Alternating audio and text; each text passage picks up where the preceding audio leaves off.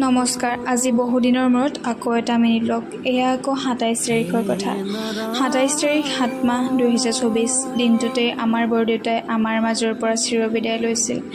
এয়া এটা দুটাকৈ নিয়মবোৰ কৰি থকা হৈছে। দাদাহঁতে যি পাৰিছে ৰাইজৰ সহযোগতে নিয়মবোৰ নিয়াৰিকৈ পালন কৰি যাবলৈ চেষ্টাহে কৰিছে মাথো। আগলৈ থকা নিয়মবোৰ যাতে ভালদৰে নিয়াৰিকৈ পালন কৰি যাব পাৰে তাৰ বাবে আপোনালোকে আশীৰ্বাদ কৰিব।